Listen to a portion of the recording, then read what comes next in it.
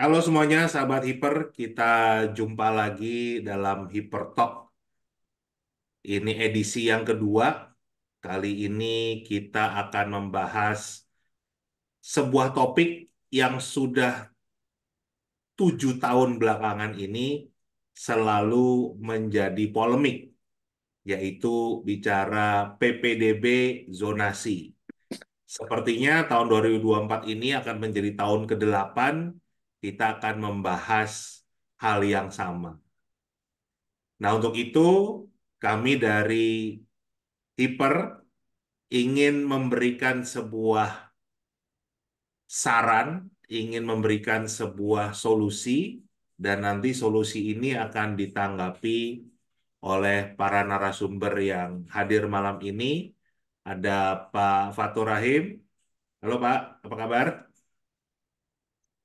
Ya, baik Pak Indra. Terima kasih ini sudah mau meluangkan waktu kita ngobrol-ngobrol lagi tentang pendidikan. Ya, Hiper Kemudian selalu selalu ini, selalu welcome dengan isu-isu yang semacam ini. mantap, mantap. Kemudian ada Pak Jurumia, ini dari Sulawesi. Jadi kita nih hiper nih dari mana-mana. Pak Fatur ini dari Kalimantan, Pak Jurumia dari Sulawesi. Kemudian Bengkala. ada, halo Pak Jurumia, Halo, makasih Mas Indra, Pak Jurumia, ya Kendari, Sulawesi Tenggara. dari Kendari, Sulawesi Tenggara. Ada Pak Darsika dari Bali.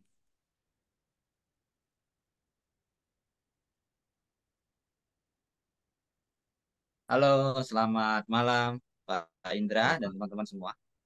Ya, Ya, nah, kemudian ada Pak Anas Ponijan. Apa kabar Pak Anas? Alhamdulillah baik Pak Indra. Kalau Pak Anas nih Jabodetabek, jadi dekat-dekat Pulau Jawa. Siap, siap. Kemudian ada Bu Nur Hafni, Ibu dari Riau ya Bu ya? Benar, Pak. Halo, Assalamualaikum dari Riau. Waalaikumsalam. Waalaikumsalam. Ya, saya jadi kangen kopi Kimteng dulu, Riau. Siap, ditunggu. Oke, kita setiap tahun selalu punya permasalahan yang sama. Dan sebetulnya yang namanya menurut saya ya, problemnya itu bukan di aturan PPDB zonasi.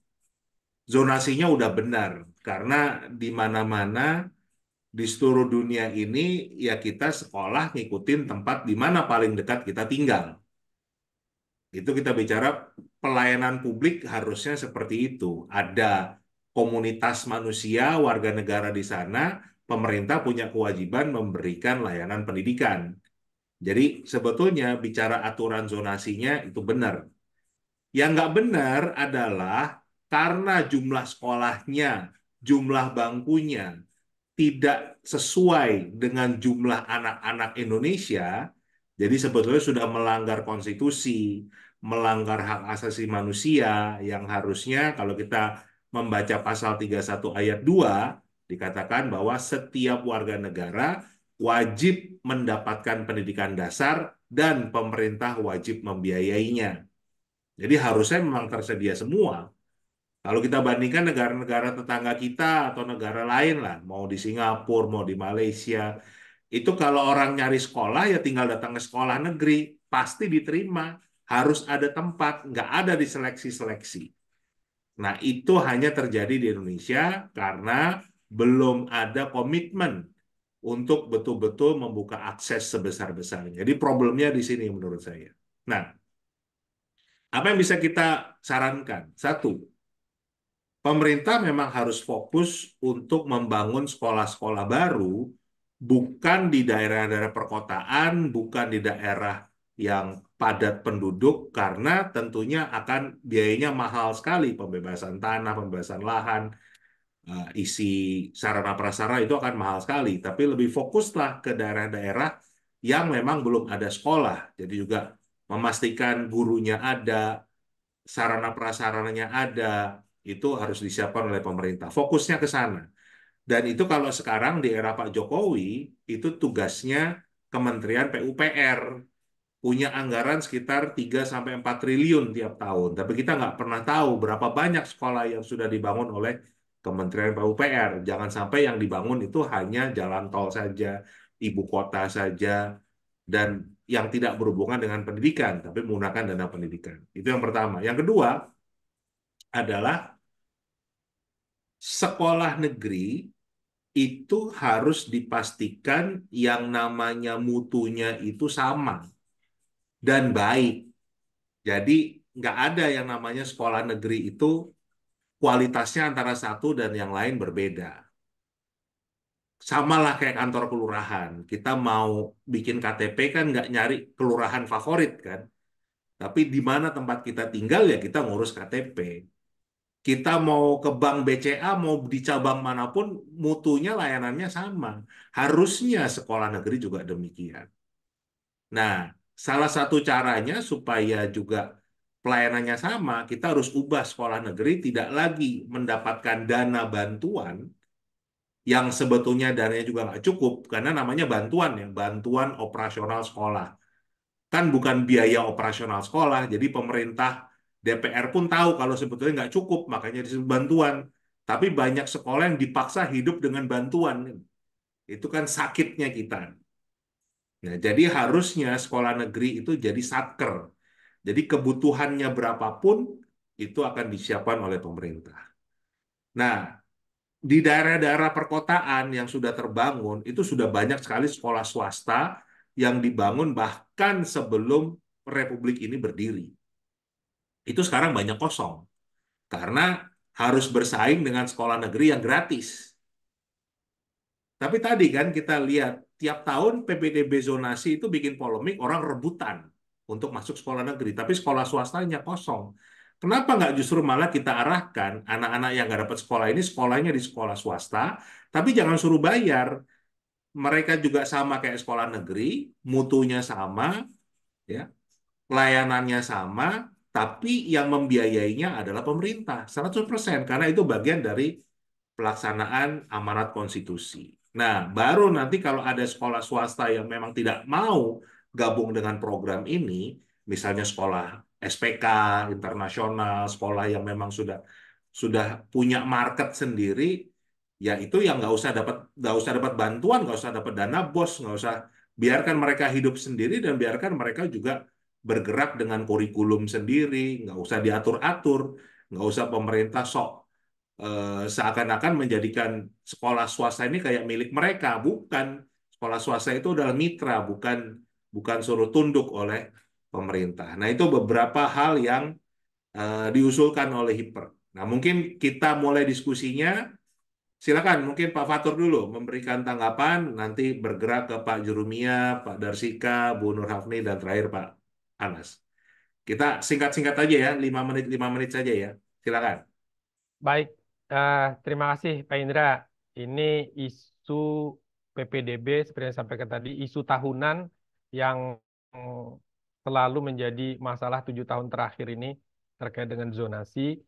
Tentu ada skema penyelesaian jangka pendek dan ada skema penyelesaian jangka menengah lah, kalau tidak ingin disebut panjang. Nah, apa yang disampaikan Pak Indra tadi terkait dengan eh, daya tampung, ya, daya tampung di sekolah negeri dan sekolah swasta, maka usulan 3 hal tadi, usulan yang cukup rasional untuk bisa diterapkan dalam jangka menengah dan jangka panjang, karena ini perlu perencanaan. Dan itu memang harusnya seperti itu. Jadi sekolah negeri sebenarnya sampaikan Pak Indra tadi menjadi satker, ketika dia menjadi satker, maka semua pembiayaan bergantung besar kecilnya satkernya nanti diklasifikasikan, ada yang grade A, grade B, mungkin grade C, maka eh, dia akan dapat dana bukan dana bantuan ya, biaya operasional eh, yang apa sesuai dengan grade-nya tadi mungkin A, B, C. Kemudian yang swasta tadi sepakat juga, sehingga swasta kecil khususnya itu masih bisa tetap hidup dan tetap ada apa siswanya, di samping memang seperti yang sampaikan Pak Indra tadi, kalau kita bangun sekolah khusus, sekolah baru, gedung sekolah baru, tentu ini investasi besar. Investasi tadi di sisi tanah, bangunan, dan sebagainya. Lebih baik memang memanfaatkan sekolah-sekolah swasta yang saat ini punya RKB banyak, tetapi daya siswa yang masuk kecil. Nah, ini bisa dimanfaatkan dengan mengalihkan statusnya menjadi sekolah swasta yang dibiayai penuh oleh pemerintah. Karena apa? Karena memang di konstitusi kita tidak membedakan sekolah itu negeri atau swasta. Tidak ada diksi semacam itu. Yang ada memang mencerdaskan kehidupan bangsa, itu hak setiap warga negara, itu hak asasi. Nah, sehingga tidak melanggar sebenarnya ide dan gagasan ini. Termasuk sekolah swasta yang merasa pede untuk tanpa bantuan, misalnya seperti Pak Anas ini sekolah besar sudah, eh, saya pikir sah-sah saja untuk tidak menerima bantuan dari pemerintah, artinya diberikan kebebasan penuh dengan pemerintah terkait dengan itu. Nah, itu jangka menengah panjang. Tinggal nanti kita melihat jangka pendeknya apa yang harus dilakukan. Mungkin sementara itu dulu Pak Indra dari saya.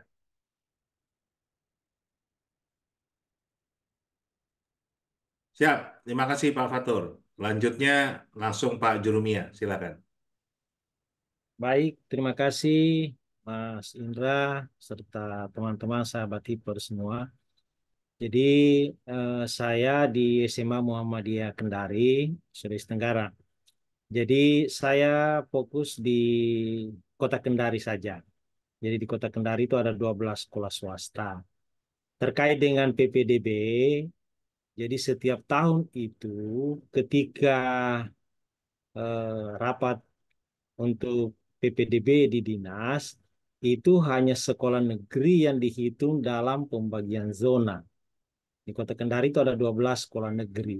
Jadi sekolah swasta itu tidak masuk dalam pembagian zona. Itu yang terjadi sampai eh, tahun kemarin 2023.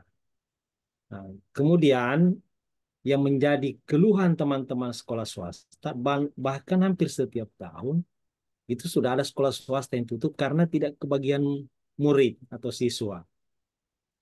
Nah, jadi terkadang sekolah negeri itu misalnya sudah mengusulkan ke dinas misalnya 10 rombel.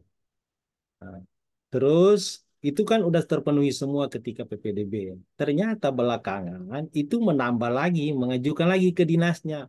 Minta lagi misalnya 2 rombel, 4 rombel. Akhirnya anak-anak yang tidak terakomodir tadi ketika PPDB itu masuk kembali dia. Nggak tahu caranya masuknya lewat apa itu. Ya, saya kira sudah bukan lagi menjadi rahasia umum itu. Nah, akhirnya kita swasta itu tidak dapat. Nah, kemudian di Kota Kendari itu eh, sekolah swasta itu diapit dengan sekolah-sekolah negeri. Itu yang kondisinya di Kota Kendari. Sampai saat ini regulasi di daerah itu belum belum ada untuk mengatur pembagian zonasi supaya sekolah swasta itu dapat juga siswa. Sehingga setiap tahun itu sekolah swasta mengalami terus penurunan seperti di tempat saya. Ya, bahkan eh, sekolah swasta yang diunggulkan di Kendari itu SMA Kartika itu sudah mengalami penurunan setiap tahun. Jadi swasta di Kendari itu bukan setiap tahun mengalami peningkatan, tetapi penurunan terus. Bahkan sudah ada yang tutup seperti itu. Ini yang harusnya di dinas itu membuat regulasi, memikirkan juga ini sekolah swasta.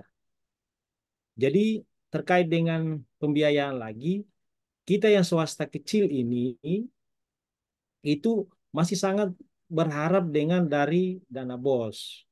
Ya, dari dana BOS karena ketika kita meminta infak sumbangan ke orang tua itu kan eh, diiakan seperti itu, tapi ketika implementasinya itu eh, tidak ada yang memberikan infak karena memang misalnya di tempat saya hampir anak-anak yang masuk itu apa namanya anak-anak yang tidak mampu, ya anak-anak yang tidak mampu sehingga kalau kita paksakan dia langsung berhenti sekolah.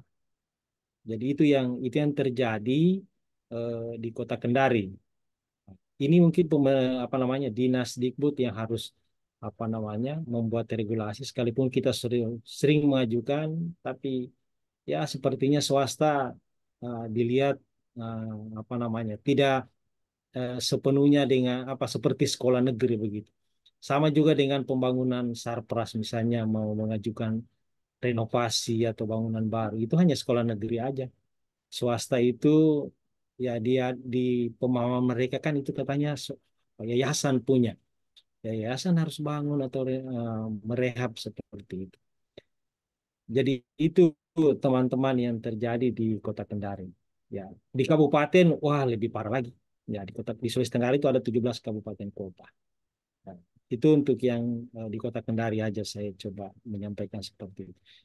Saya kira itu untuk sementara, Pak Indra. Saya kembalikan ke Mas Indra. Terima kasih.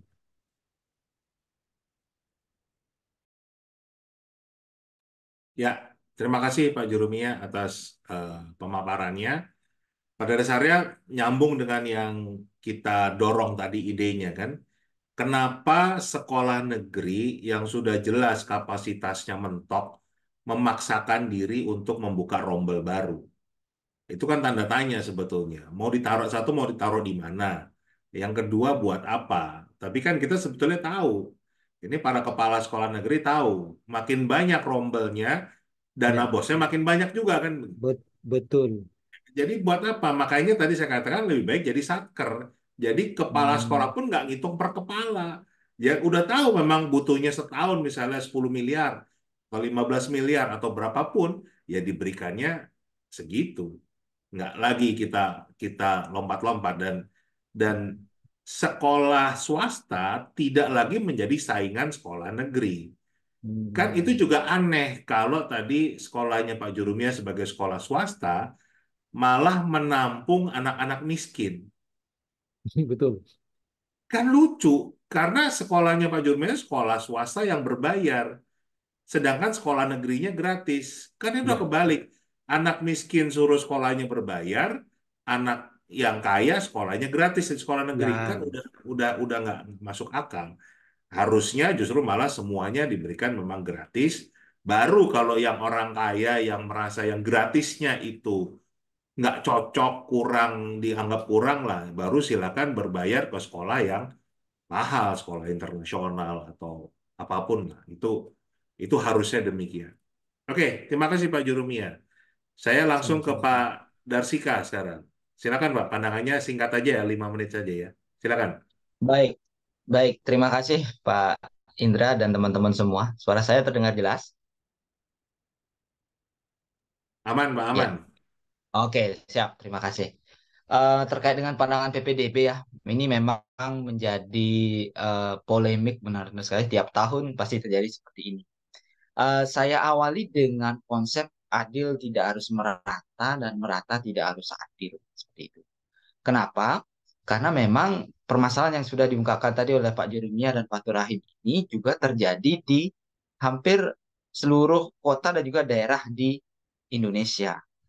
Seperti itu. Nah, mungkin kita awali dari tadi disampaikan dengan jangka pendek seperti itu, solusi jangka pendek.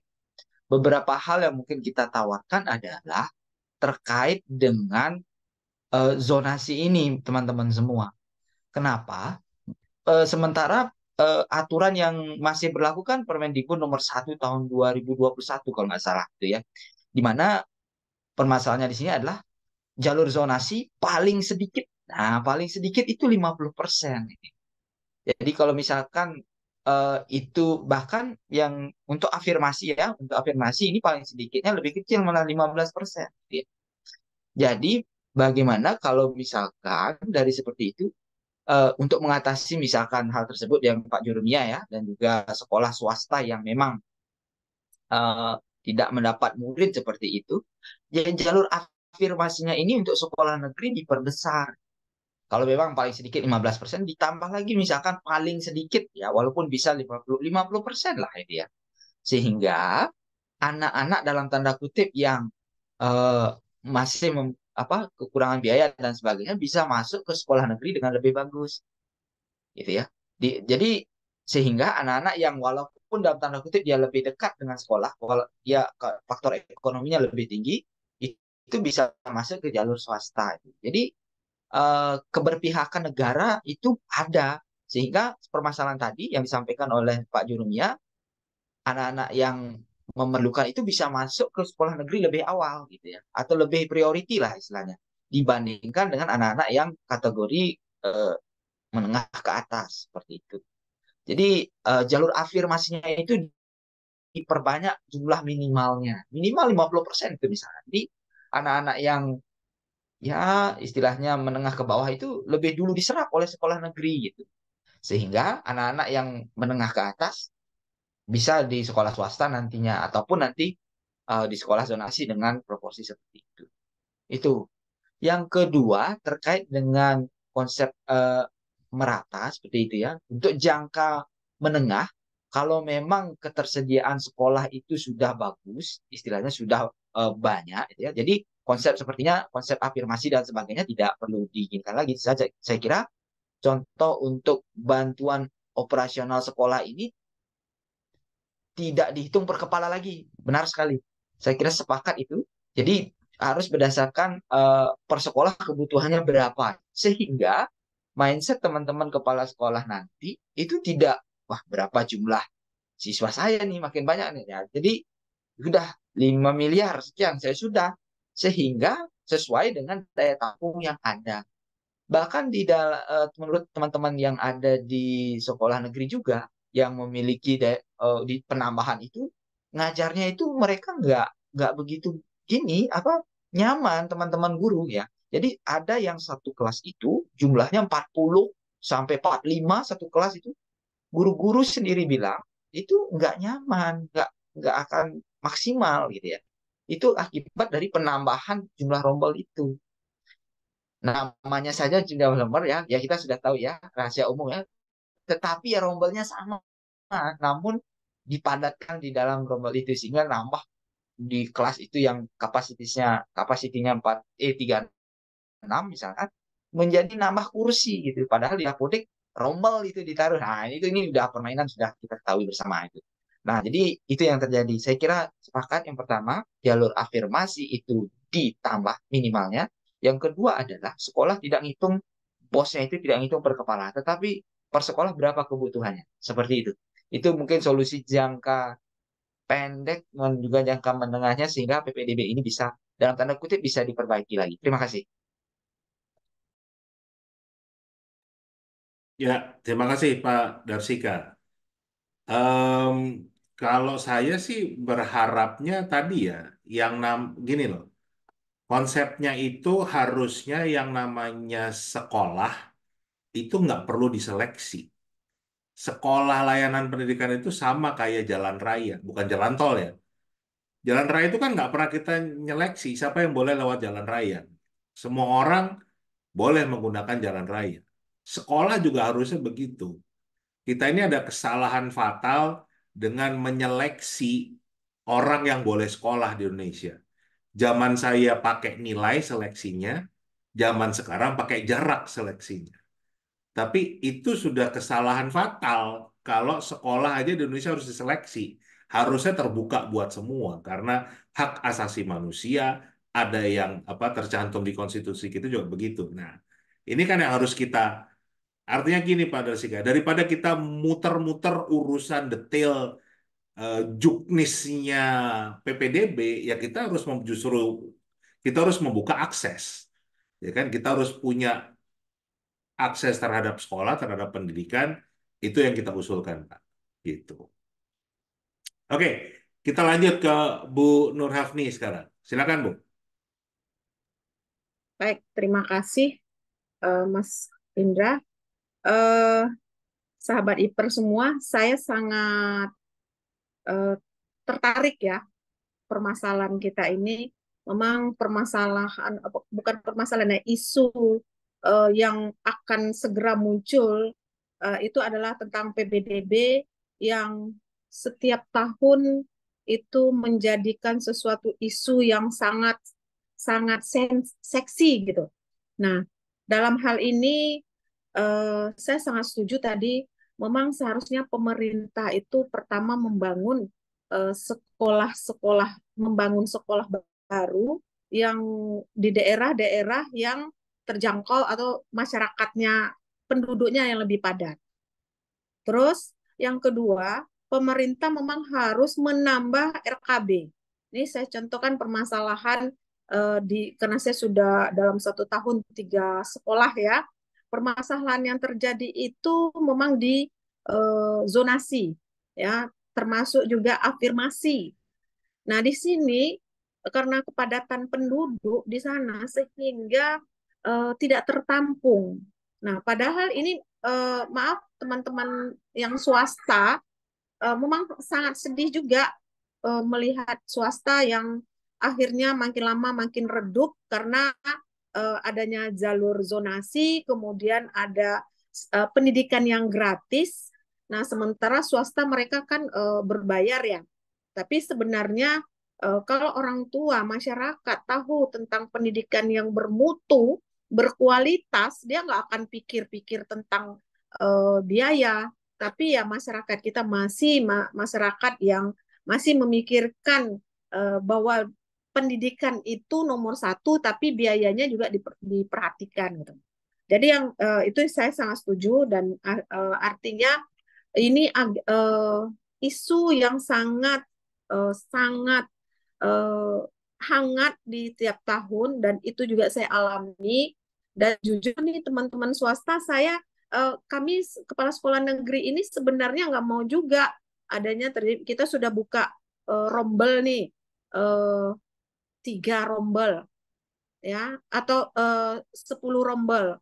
Nah, namun di kenyataan karena desakan dari masyarakat yang tidak tertampung, nah sehingga harus menambah kembali rombel menjadi 12 maksimal. Nah, ini juga membuat kami di sekolah, di satuan pendidikan di negeri ini juga menjadi suatu permasalahan yang harus kami pecahkan.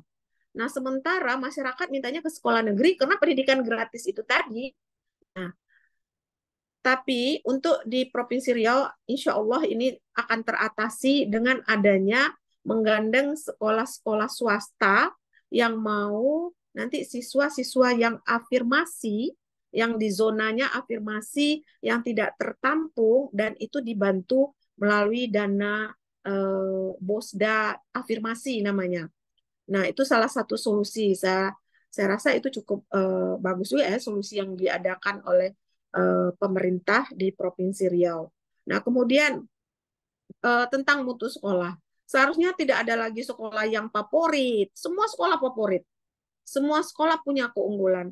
Namun masyarakat masih apa namanya di hati dan di pikirannya itu masih ada sekolah favorit, sekolah unggul. Nah, itu sulitnya. Jadi semua masyarakat ingin masuk sekolah favorit atau sekolah unggul. Nah, ini perlu juga kita perhatikan. Nah, kemudian sebenarnya aturan sudah dibuat ya, ada Juknis, ada Pergub.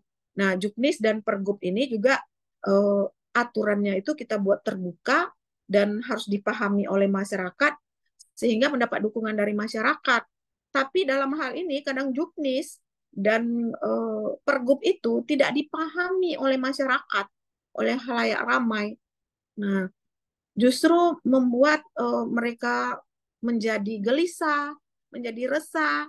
Nah, bagaimana mereka bisa masuk ke sekolah yang dia inginkan dengan berbagai cara. Nah, di sini kami berharaplah di sekolah negeri betul tidak perlu dana bos P ya, terutama bantuan operasional siswa operasional sekolah itu tidak per siswa, tapi memang berdasarkan satker tadi. Saya sangat setuju itu Mas Indra. Jadi sehingga tidak ada lagi sesuatu itu dipaksakan sehingga baik itu sekolah negeri maupun sekolah swasta atau sekolah mana aja sehingga bertambah murid, bertambah biaya bantuan operasional sekolah. Nah, seperti itu yang mungkin kami harapkan dan juga mutu sekolah juga harus ditingkatkan. Salah satunya mungkin dengan cara adanya mutasi guru. pemerataan guru itu perlu juga. Karena di satu sisi saat kondisi sekarang saya di SMA 16 itu kekurangan guru. Saat di SMA 7 itu kekurangan guru. Ya kan? Nah, kekurangan guru ini sementara kita tidak bisa menambah guru karena tidak ada gaji atau honor guru dari sumbangan orang tua. Tapi mengharapkan dari bos P atau bosda itu pun harus di SK-kan oleh pemerintah. Nah, mungkin itu yang membuat salah satu menjadikan sekolah itu sebuah sekolah favorit atau sekolah unggul. Jadi adanya pemerataan guru juga perlu dipikirkan ini. Itu mungkin Mas Indra. Ya, Makasih.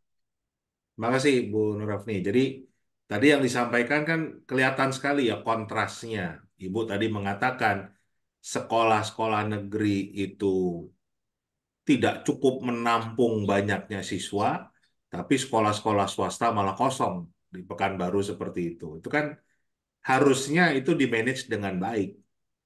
Yang kedua tadi eh, ini fakta ya, saya nggak tahu teman-teman nanti bisa konfirmasi atau enggak yang para kepala sekolah ini. Saya sering kok ketemu kepala sekolah yang mengakui karena siswanya itu banyak, jumlahnya banyak, itu ngabisin dana bosda itu bingung. Sampai ada yang misalnya tiap 2 bulan sekali ngecat sekolah, karena harus harus menghabiskan anggaran itu karena jumlah siswanya banyak banget dan itu ada kelebihan. Tapi sekolah yang jumlah siswanya sedikit itu sangat kekurangan. Karena kan kalau kita bicara cost-nya sama sebetulnya, mau jumlah siswanya sedikit atau kurang, jumlah mata pelajarannya sama, ya kan? Jadi sebetulnya jumlah guru yang dibutuhkan juga sama, ya kan? Itu salah satu lah kenapa kita mendorong supaya ini menjadi satker saja dan sekolah-sekolah swasta itu jangan disuruh bersaing, tapi justru malah dibiayai oleh pemerintah sehingga malah menjadikan pelayanan, bukan tempat bisnis. Oke, terakhir Pak Anas Ponijan, silakan Pak. Ini sekolah swasta juga, jadi kita lihat bagaimana pandangan beliau. Silakan. Ya, siap. Terima kasih Pak Indra. Assalamualaikum warahmatullahi wabarakatuh. Waalaikumsalam warahmatullahi wabarakatuh. Selamat malam semuanya. Jadi saya mewakili SMA swasta ya. Saya Kepala SMA Islam PB Sudirman II Bekasi melihat permasalahan PPDB khususnya era jalur zonasi ini memang sangat pelik ya. Dan kita semua berkeinginan untuk segera menuntaskan sebenarnya blueprint PPDB di Indonesia ini biar adil dan makmur untuk semua gitu. Kalau kata Pak Indra. Jadi kalau zonasinya seperti sekarang ini kan seleksinya hanya 2 syarat. Siapa yang menang terdekat dan paling tua itulah yang mudah ya. Tapi secara jujur ini menguntungkan untuk swasta yang SPP-nya 1 juta ke atas. SPP swasta yang besar kalau kata Pak Fatul, seperti sekolah saya itu sangat diuntungkan. Kenapa? Pertama, karena lokasi sekolah kita jauh dari SMA 1 dan SMA 2 yang dikatakan cukup favorit di Kota dan Kabupaten Bekasi. Sehingga yang dulu terserap berapapun jaraknya itu ke SMA-SMA negeri menjadi tidak terserap. Nah, ini ketika orang yang berprestasi kemudian mempunyai funding, anggaran, orangnya kaya, maka dia akan mencari swasta. Karena di sebelah sekolah-sekolah kita ada sekolah negeri, misalnya SMA Negeri 10, SMA Negeri 14 yang mungkin ketika dia mempunyai dana memilih di swasta. Nah, ini kan menguntungkan. Intak siswa kita semenjak zonasi itu meningkat ya. Kalau dulu itu dari standar intaknya itu menengah ke bawah, kalau sekarang banyak yang menengah ke atas, sehingga PPDB kita meningkat, intaknya meningkat, dan penerimaan PTN kita juga selalu meningkat terus gitu. Sampai terakhir sekarang 70% ya, dari 35, 56, 65, 70%. Nah, itu kan sehingga sekolah kita juga menjadi diburu oleh masyarakat karena menjadi favorit di swasta dengan kelulusan PTN yang tinggi. Nah, sementara sekolah-sekolah swasta yang mungkin SPP-nya 500 ke bawah, ini memang mengalami problem yang luar biasa. Saya sering mendapat keluhan, ya, tidak dapat muridnya hanya 10, hanya 20, sampai kalau dapat 50 aja sudah alhamdulillah sangat mujur sekali. Nah, ini kan memprihatinkan karena mereka punya bangunan, mereka punya guru, mereka punya sumber daya, tapi mereka terkendala tidak mendapatkan siswa karena di sekolah negeri kan kalau daripada ibaratnya bayar ya pasti cari yang gratis. Nah, sehingga perbandingannya itu masyarakat cukup jelas antara menyekolahkan sekolah negeri atau swasta favorit atau swasta yang menengah ke bawah. Nah, ini menjadikan tadi pemerataan ini tidak terjadi. Sebaiknya memang karena visi kita ini kan sebenarnya amanat pembukaan Undang-Undang Dasar 45 itu mencerdaskan kehidupan bangsa. Sehingga bagaimana kita membuat blueprint ini biar tidak terjadi pengulangan, memang harusnya pemerintah itu punya skema, ya, daya tampung, kemudian lulusan SMP, lulusan SD ke SMP, SMP ke SMA itu secara komprehensif sehingga dia bisa mengalokasikan, ya, sumber dayanya, regulasinya untuk pemerataan pendidikan. Ketika di Jabodetabek aja ini sekarang 3 tahun terakhir ini kan ada namanya PPDB online. Mungkin ini tadinya menjadi sebuah solusi. Jadi PPDB online itu ada, kita swasta juga ikut. Jadi ada pilihan pertama, pilihan kedua, dan pilihan ketiga. Nah, pilihan ketiga nanti direkomendasikan ke swasta. Setiap akhir PPDB bersama itu kami selalu mendapat 30 orang. Tapi ketika daftar ulang, karena terbentur di biaya dan pemerintah kalau Provinsi Jawa Barat itu tidak ada alokasi bantuannya, maka nggak menjadi daftar. Yang daftar hanya 1 atau 2 orang. Tapi kalau di DKI sama-sama kita satu yayasan, misalnya PB Sudirman yang di DKI itu ikut PPDB online, pilihan ketiganya di swasta, tapi ketika memang dia direkomendasikan milih swasta, maka pemerintah menyediakan anggaran sesuai dengan daftar ulang atau pembiayaan di swasta gitu.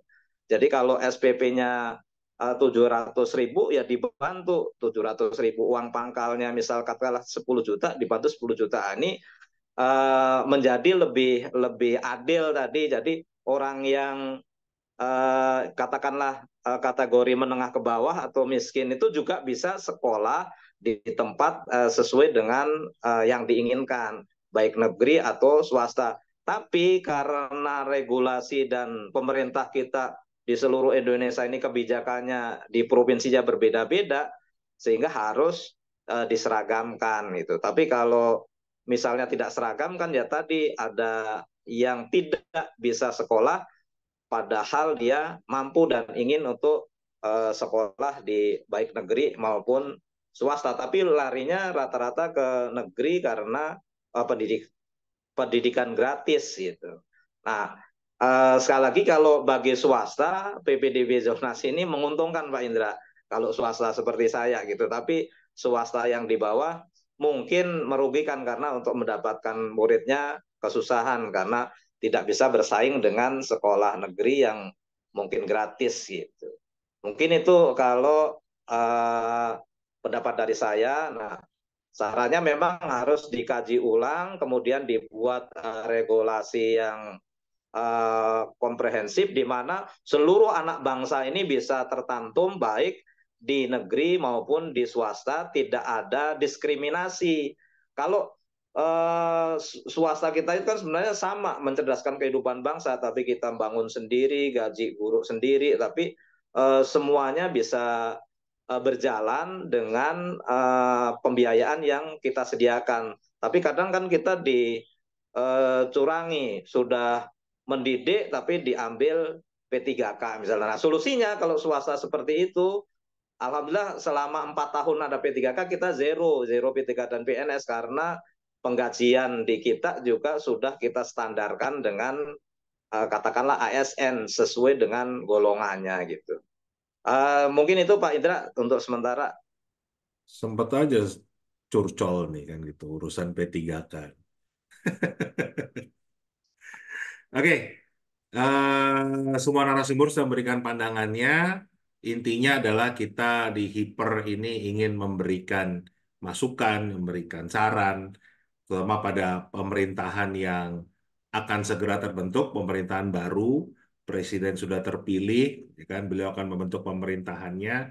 Nah, pastinya kan butuh masukan-masukan. Nah, yang kami lakukan ini adalah bentuk dari kepedulian kami terhadap dunia pendidikan, terhadap upaya mencerdaskan kehidupan bangsa.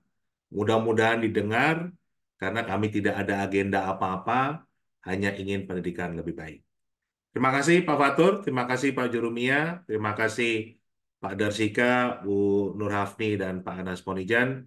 Kita akan jumpa lagi di Hipertalk dengan topik yang lain. Sampai jumpa.